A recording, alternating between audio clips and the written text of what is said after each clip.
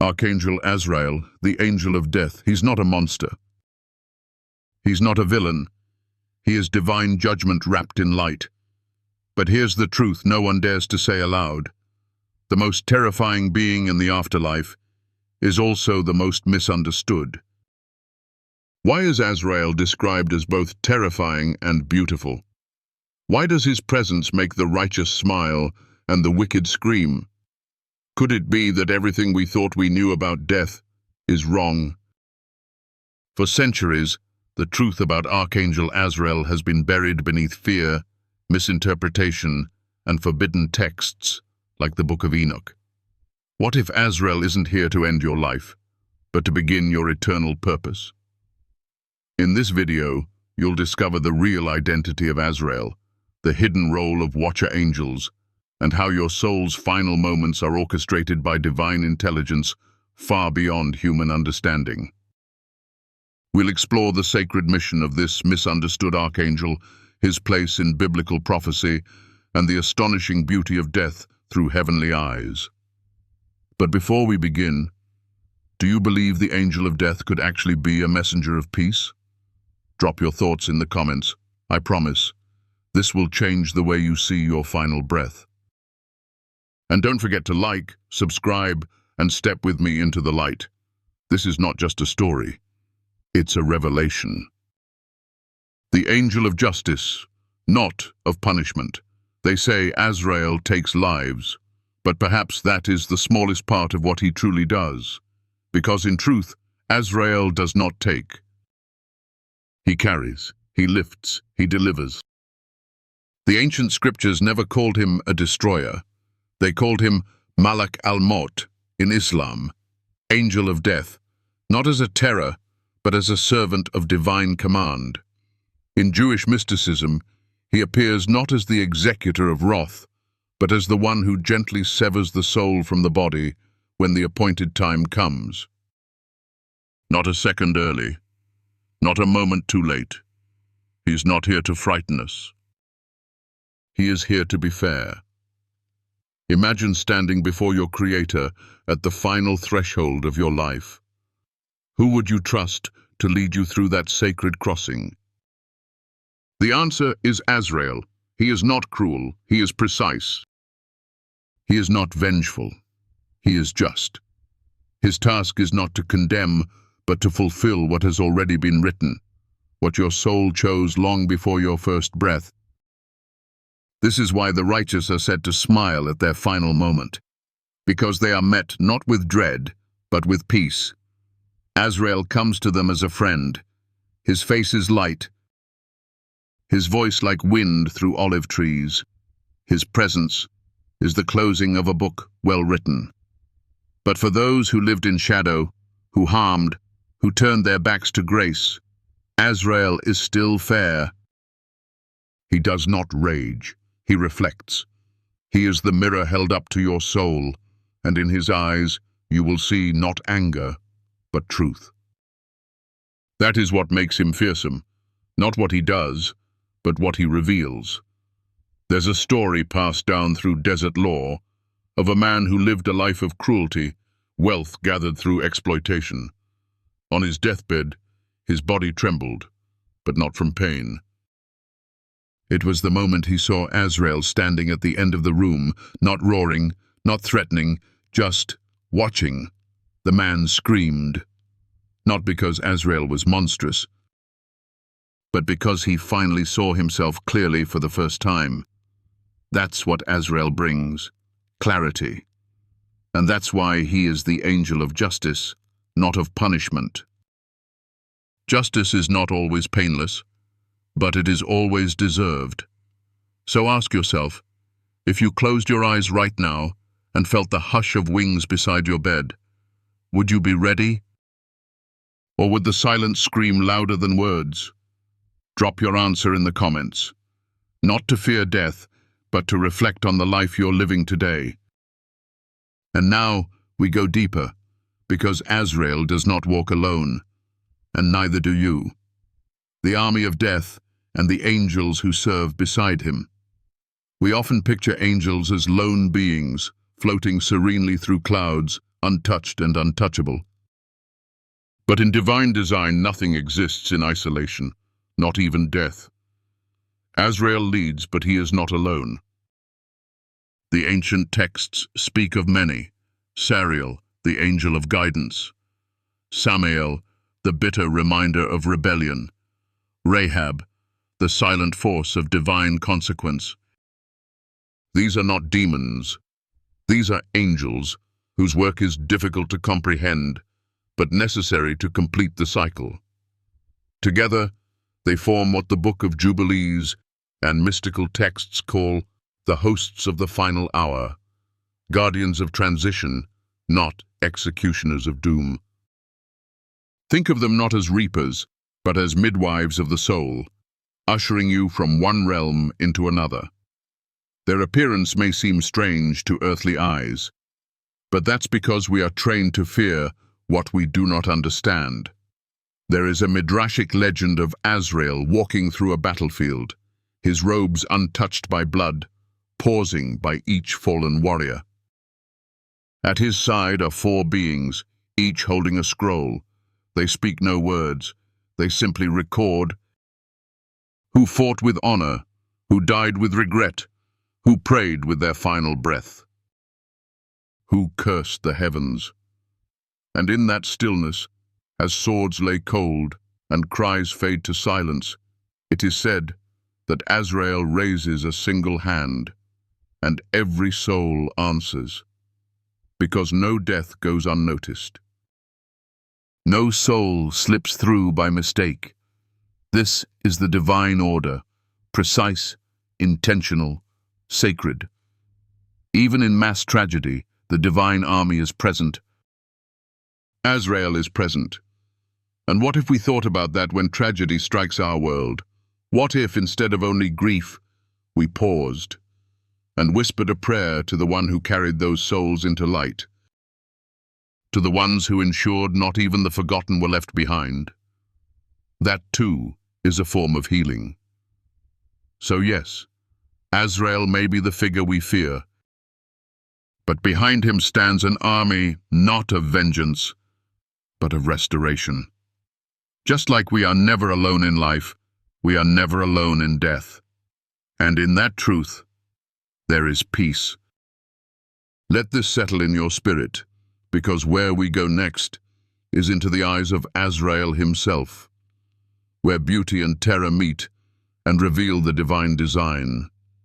The beauty and the terror, two faces of Azrael. When the final moment comes, it is not the body that trembles, it is the soul that sees. And what it sees depends entirely on how it has lived. This is the paradox of Archangel Azrael, the angel of death. He is neither horror nor comfort by nature. He simply reflects. He becomes what your soul already knows to be true. And that truth, your truth, is what determines whether his appearance is one of radiant light or crushing shadow. Sacred texts describe him in brilliant duality. To the righteous, Azrael is beautiful beyond words.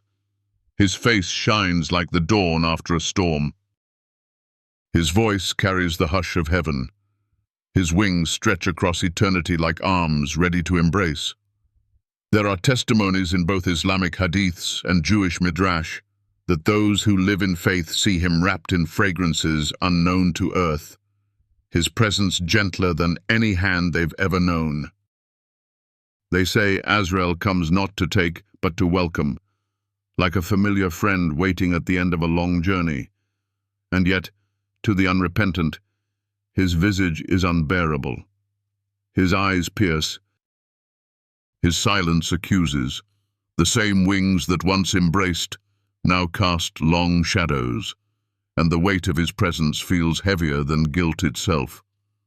There was once an old mystic who claimed to have seen Azrael in a dream, not in death, but in warning. In the vision, Azrael came as a towering flame of gold, his eyes pure white, not with wrath, but with clarity. He said nothing. He did nothing. He only stood at the end of a narrow path, and the dreamer, upon waking, wept not out of fear, but from the recognition that his life was not yet aligned with light. That vision changed him forever. This is the silent power of Azrael. He does not need to speak to convict. His very presence becomes the final sermon. The ancient Zohar tells us that the moment of death is the moment of revelation. You do not meet someone new, you meet yourself. Azrael does not arrive to kill, but to reveal. And the more peace you've sown in your life, the more peace you will see in him. The more harm, the more hiding, the more shame. You will find that shame painted across his face. Not because he places it there, but because your soul cannot unsee what it has done. And so, in that last instant, Azrael becomes either the most comforting being you've ever met, or the most honest. Both are gifts, both are sacred, because truth is the final healing. This is why the righteous do not fear death. They look forward to meeting the face of their own choices, knowing they have lived well. And for those who are not yet ready, Azrael's reflection is not damnation, it is invitation. To live differently, to walk more lightly, to love more fully. So ask yourself, if your time were today, how would he appear to you? Not what would he do, but what would you see in his eyes? Let your answer shape the way you live the rest of this day. And if it stirs something in you, write it in the comments. What would you want Azrael to show you? Because only through truth can we find peace. But this mystery goes deeper, because the face of Azrael is not the only secret that has been hidden. There are books, lost books, forgotten by history and buried by doctrine. And in them, Azrael's name burns brighter than ever. Azrael in the Book of Enoch and the Truth, buried by time. Long before the Bible was canonized, long before priests and councils chose which books would shape doctrine, there were texts, sacred, wild, and full of light. One of them was the Book of Enoch. This ancient manuscript, preserved in the mountains of Ethiopia and the Dead Sea Scrolls, tells a story the world was not ready to hear. It speaks of angels who fell, of watchers who crossed forbidden lines, of giants born of heavenly rebellion, and within its verses, the shadow and glory of Azrael emerge. Though not named explicitly in every version, Azrael's essence breathes through Enoch's visions. He is there when the watcher angels fall. He is there when the Nephilim corrupt the earth. He is there silently watching, preparing the final judgment, not as an avenger, but as the divine accountant of souls. In Enoch's prophecy, Azrael is seen as the one who keeps the records of the righteous and the wicked, a role echoed in Islamic belief where he maintains the register of every living soul. He does not simply wait for death. He witnesses life. Every thought, every word, every hidden intention. The church rejected the Book of Enoch, not because it was false, but because it was too revealing. It unveiled a universe teeming with divine order, with angelic responsibility, with terrifying accountability. And Azrael stood at its center, not as a myth, but as a cornerstone. In one passage, Enoch is shown the chambers of souls, those who await justice, those who await peace. And there, beside the gates, stands the figure who will separate one from the other. The image is unmistakable. That is the work of Azrael. Why does this matter? Because it reminds us, death is not chaos. It is not accident. It is not punishment. It is purpose. And Azrael is its servant, not its master. There's a forgotten tale in the apocryphal lore of a woman who lived a life of quiet sacrifice. She was never known by name in the temples. She held no scrolls, taught no crowds, but when she passed, it is said Azrael came not alone, but with the full host of heaven. Not because of power, not because of fame, but because she had fulfilled her divine assignment in silence, with love. Her life had weight, and so her death had glory. That is the truth hidden in books like Enoch, that heaven does not see as the world sees. And neither does Azrael. So as we reflect on these ancient words, perhaps the question is not why the books were hidden, but what we are meant to do with the light they still offer.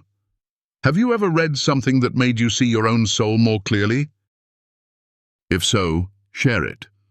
Let the comment space be a reflection pool, where light meets word and healing begins. And from the depths of forgotten scripture, we now rise into a broader view. Because Azrael is not the only angel of death in the world.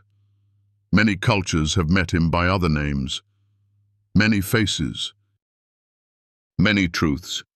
But perhaps one eternal mission. Azrael. Among the gods of death. Reflections. Across the world. Across every culture, through every era, humanity has told stories of death.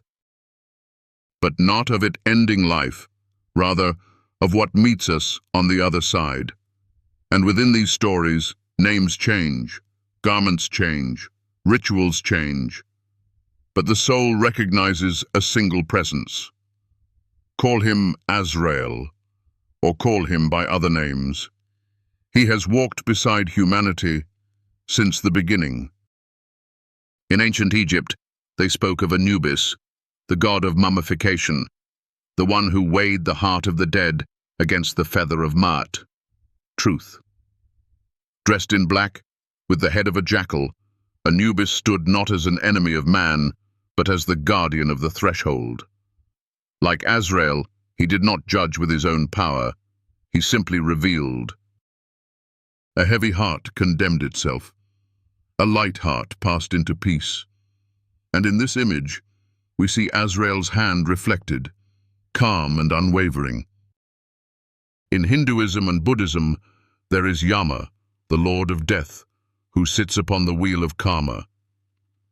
Yama does not punish, he ensures balance. He welcomes those who have fulfilled their dharma and teaches those who have not.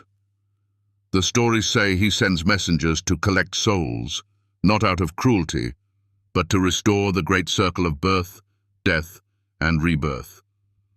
Just like Azrael, Yama's presence is not an end, but a return. The Norse believed in Hel, daughter of Loki, ruler of the underworld. Her domain was not evil, just forgotten. She welcomed those who died not in battle, but in silence. In her halls, stories were still told. In her presence, grief was not wasted. And while her name sounds cold to modern ears, her myth reflects an ancient longing to not be abandoned in the dark. A longing Azrael answers with every soul he carries. The Greeks spoke of Thanatos, the personification of peaceful death, brother to Hypnos, the god of sleep. Thanatos was gentle, silent. He did not drag souls. He touched them softly, and they passed. In poetry, he was painted with wings of dusk and a face full of sorrow, because even he mourned the weight of his task. Azrael too has been seen in visions with wings wide and tears in his eyes, not of regret, but of reverence, for every soul is sacred, every ending holy. Even in the Far East, in Japanese folklore, there are tales of Shinigami, death spirits who guide the dead to their next destination. While pop culture has turned them into dark beings, the old beliefs held them more neutral, more reflective, not evil, simply necessary. Not feared, simply respected. So why do all cultures share this image? Why does the human heart instinctively imagine a guide at the end, a divine presence waiting, not to hurt, but to lead? Because the soul remembers what the mind forgets. Death is not chaos. It is covenant. It is the final meeting between what we were and what we are meant to become. And Azrael, by whatever name, is the gatekeeper of that meeting. There is a child's story from a mountain village where an elder was asked, "Why do all people see different gods of death?" And the elder replied, "Because every soul speaks its own language, but heaven only sends one message: come home." Perhaps we fear death because we have forgotten what home feels like.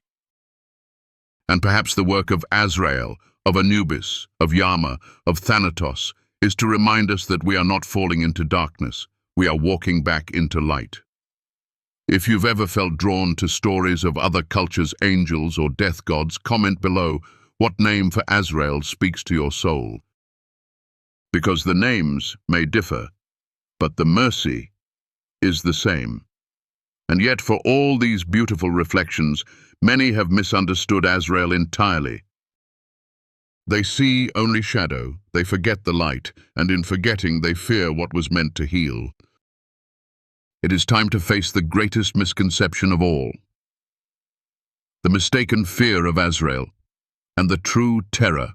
We ignore it as a strange thing to fear the very being who comes to deliver you. But that is what so many have done with Archangel Azrael. He has been painted with bones and black wings, misunderstood as a symbol of wrath, even confused with Satan himself. But Azrael is not wrath. He is order.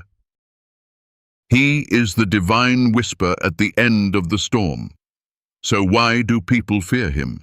Because they have been taught that death is the enemy. That to die is to lose, that to pass is to be punished. And so, the one who carries the soul has become the face of all their denial.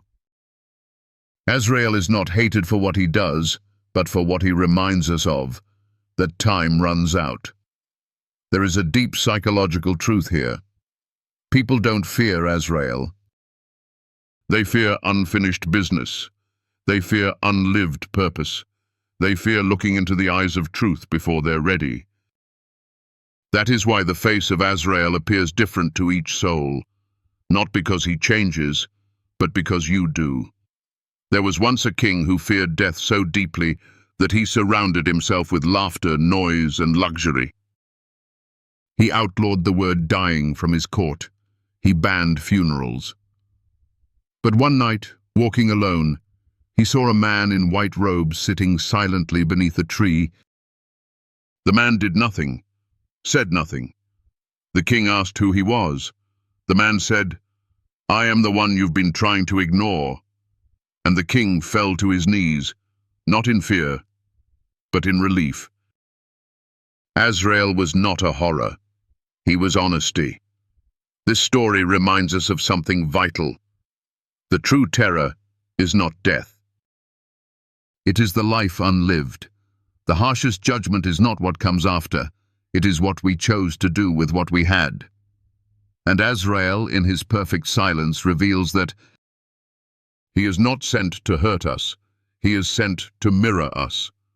So many live numbed, distracted, disconnected from their soul. And then they fear the angel who calls that soul forward. But what if we lived with such intention, such alignment, that we looked forward to that final moment, not as loss, but as return? What if we loved so deeply, forgave so freely, and served so sincerely that Azrael came not as surprise, but as reward? The truth is, we were never meant to run from death. We were meant to walk toward it with wisdom. Azrael, when rightly understood, is not a warning. He is a compass. He reminds us of what matters. He brings clarity to our choices. He is the final mirror and the beginning of the light beyond it. So instead of fearing Azrael, perhaps we should fear wasting our days. Let your life be a letter you are proud to hand him. Let your breath be full of meaning. Let your days be rich with purpose. And if this reflection touches something in your heart, write it below. What are you afraid of losing? And what truth are you ready to live for? Because the next step takes us beyond fear, beyond names, beyond myths, into the moment where all of it comes together. where the angel does not end your story, but carries it home. They say every soul walks alone in its final hour, but perhaps that's never been true. Perhaps Archangel Azrael has always been beside us, even when we didn't see him, standing in the quiet corners of our lives, watching with patience, not to take, but to remind us. You were always meant for more than fear. You were born for light. When you close your eyes at the end, it is not darkness that waits. It is not silence. It is not a void. It is presence. It is order. It is divine timing woven with love. And it is Azrael, not as a destroyer, but as the hand that gathers every piece of who you are and brings it home.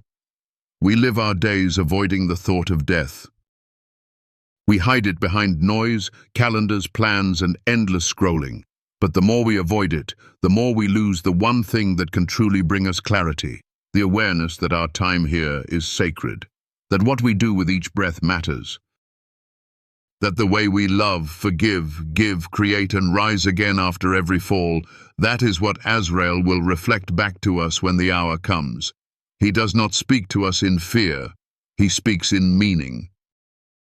And maybe that's why his image shows up in every culture, from Anubis to Yama, from Thanatos to Shinigami, because across all lands and languages, the soul remembers that death is not the opposite of life, but the completion of it, a return to source, a reunion with truth. Azrael is not here to separate you from life. He is here to connect you to eternity. He walks with you in your grief. He stands beside hospital beds, beside battlefield silence, beside final breaths whispered through tears. But he is also there in the quiet victories, in the reconciliations, in the forgiven, in the small kindnesses no one saw but heaven. And when you finally meet him, your soul will not ask, "Why me?" It will ask, "Did I live fully? Did I love enough? Did I carry light into the places that needed it most?" That is why we speak of Azrael, not to fear him, but to remember that we are still alive, that you are still alive, and that means you still have time to make your story sacred. The Book of Enoch, the Watcher Angels, the biblical prophecies, the hidden books and mystical traditions, they all point to the same truth. This world is not all there is, and death is not the end of the story. It's the beginning of the real one. So if something in this message stirred your heart, if a part of your spirit remembered something ancient and deep, something holy, I want you to hold on to that. Let it soften you. Let it make you bold. And if this video brought a little more peace to your soul, or helped you find light in a heavy week, I invite you to offer back just a little energy so I can keep walking this path with you, creating more spaces of sacred remembrance, sharing more messages that the world so often forgets. Whether it's a kind word, a share, a like, a small act of encouragement, every gesture is felt, every gesture is a seed. And if you feel called, if you believe in what we're building here, in this small sanctuary of story and spirit, I welcome your presence, your prayers, and your support in whatever form it comes. Truly, even the smallest light can keep the darkness at bay for someone else. So let's not walk alone. Comment below. What did this message awaken in you? What would you want Azrael to reflect in your eyes if he came tonight? Because your thoughts, your voice, your reflection may be the bridge someone else needs today. Like, subscribe. Let's make this more than a video. Let's make it a gathering of souls choosing to live more awake, more whole, more ready for eternity, and from the depths of my heart, thank you. Thank you for listening. Thank you for feeling. Thank you for walking this holy ground with me. May your life be light. May your path be clear. And may Azrael, when he comes, find you not afraid, but radiant.